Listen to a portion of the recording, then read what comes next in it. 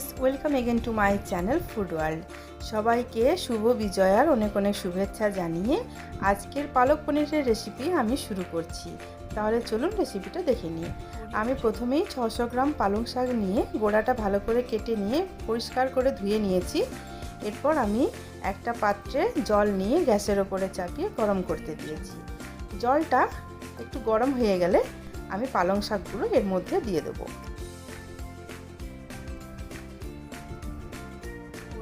দেখুন জলটা আমার গরম হয়ে গেছে, আমি এর মধ্যে পালং শাকগুলো দিয়ে সেদ্ধ করতে দিচ্ছি।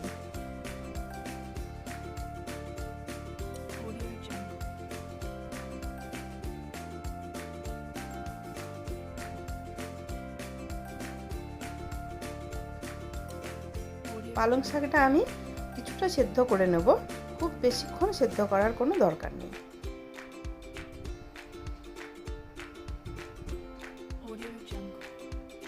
পালং শাকটা আমার সেদ্ধ হয়ে গেছে, আমি এটা গ্যাসের থেকে নামিয়ে ঠান্ডা করে নেব।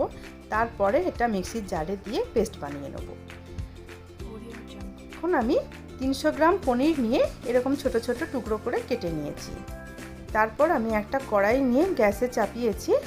এবার পনিরটাকে ফ্রাই করে নেব। তার জন্য আমি 2 চামচের মতন রাইস ব্র্যান তেল দিলাম। আপনারা যে কোনো সাদা তেল ইউজ করতে পারেন। তেলটা গরম হয়ে গেছে, আমি এর মধ্যে 1 চামচ মতো নুন দিয়েছি, কারণ পনিরগুলো ভাজার সময় যাতে কড়াইয়ে চিটে না যায়। এরপর আমি পনিরের টুকরোগুলো এর মধ্যে দিয়ে দিচ্ছি। তারপর আমি হালকা করে ফ্রাই করে তুলে নেব।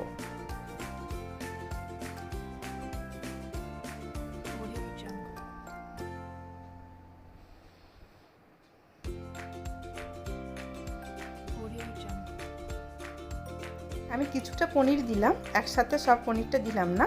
এটা ফ্রাই করে তুলে নেওয়ার পর আমি বাকি পনিরগুলো এইভাবেই ভেজে নেব।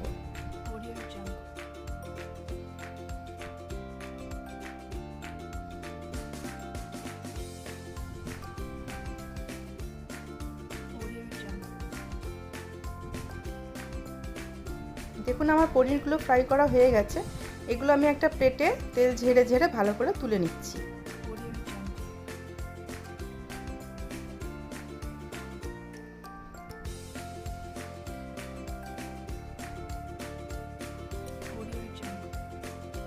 এরপর আমি বাকি পনিরগুলোও এভাবে ভেজে নিচ্ছি। আমি ফ্লেমটা খুব হাই রাখছি না, মিডিয়াম ফ্লেমে এই প্রসেসটা করব।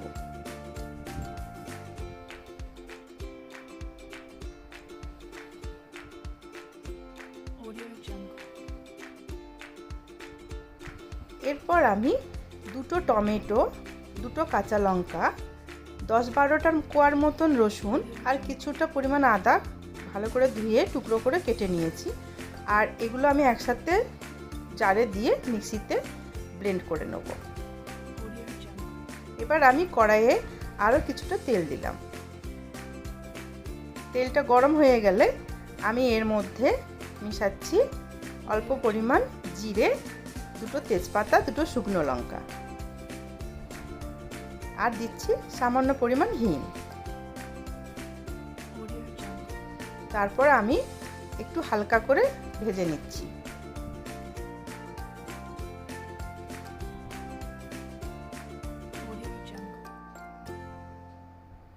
এরপর আমি 2টো মাঝারি সাইজের পেঁয়াজ টুকরো করে কেটে নিয়েছি, সেটা আমি এর মধ্যে মিশিয়ে দিলাম।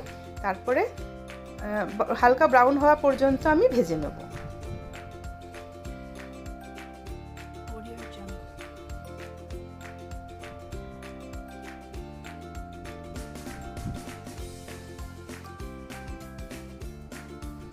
এবার আমি পালং শাকটা ঠান্ডা করে নিয়ে মিক্সির জারে দিয়ে পেস্ট বানিয়ে নিচ্ছি। দেখুন আমার পেঁয়াজটা গোল্ডেন ব্রাউন হয়ে গেছে। এখন আমি ওই আদা, রসুন, কাঁচা লঙ্কা, টমেটোর যে পেস্ট বানিয়েছিলাম সেটা এর সাথে মিশিয়ে দিলাম। তারপর আমি সব একসাথে মিশিয়ে নিয়ে ভালো করে ভেজে নেব।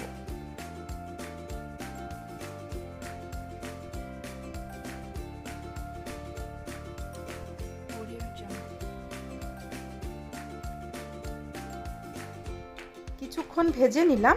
এবার আমি এর মধ্যে 1 চামচ ধনের গুঁড়ো, হাফ চামচ জিরের গুঁড়ো,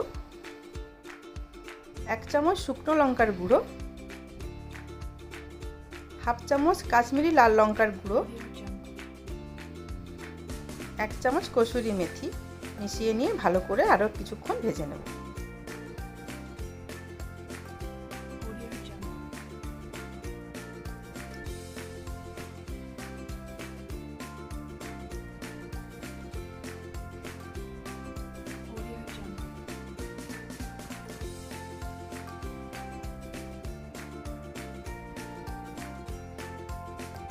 এরপর আমি এর মধ্যে স্বাদ মতন নুন মিশিয়ে নিচ্ছি।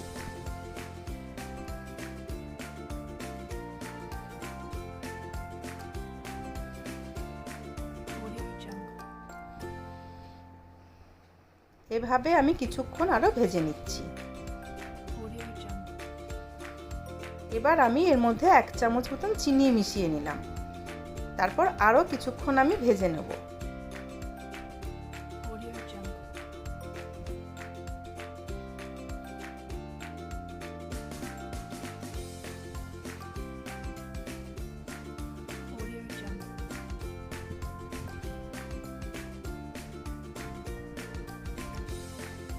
দেখুন মশলাটা আমার ভাজা হয়ে গেছে, মশলাটার থেকে তেল বেরোতে শুরু হয়ে গেছে, তার মানে মশলাটা আমার পুরো কষা হয়ে গেছে। এবার আমি যে পালং শাকটা পেস্ট বানিয়ে নিয়েছিলাম সেই পালং শাকের পেস্টটা এর সাথে মিশিয়ে নিচ্ছি। তারপর ভালো করে সব উপকরণগুলো মিশিয়ে নিয়ে কিছুক্ষণ আরও ভেজে নিচ্ছি।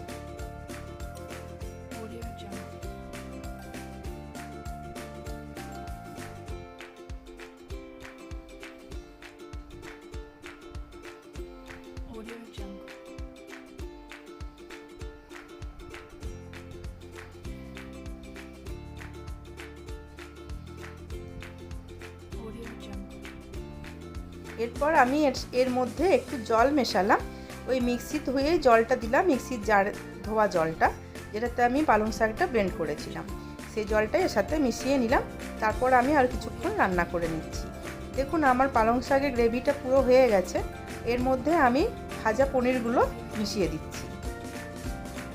আপনারা যেরকম গ্রেভি পছন্দ করবেন সেই অনুযায়ী জলটা দেবেন।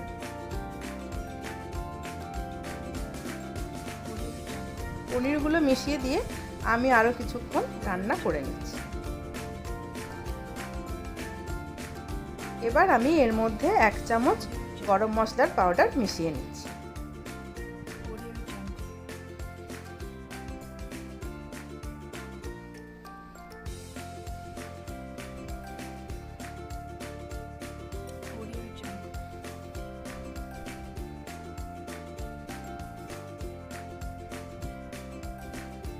আমার পালক পনির একদম রেডি হয়ে গেছে। এটা আমি গ্যাসের থেকে নামিয়ে নিচে রেখে এর মধ্যে এবার আমি তড়কা লাগাবো। তার জন্য আমি একটা ছোট হাতা চামচ নিয়েছি, আর ওর মধ্যে আমি 1 চামচ ঘি দিলাম।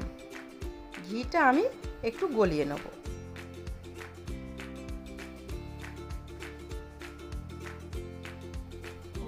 ঘি আমার গলে গেছে। এবার আমি গ্যাসের ফ্লেম অফ করে দিয়ে ঘিটা নামিয়ে নেব। এবার আমি এর মধ্যে 1 চামচ কাশ্মীরি লাল লঙ্কার গুঁড়ো ভালো করে মিশিয়ে নিচ্ছি।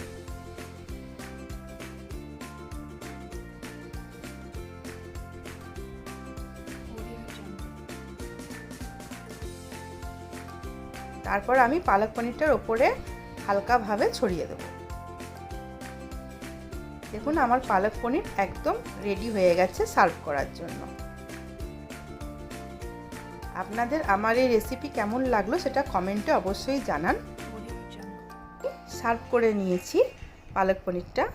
আর আমার রেসিপি যদি ভালো লেগেছে আমার চ্যানেলটাকে সাবস্ক্রাইব অবশ্যই করুন, আর লাইক শেয়ার করতে ভুলবেন না।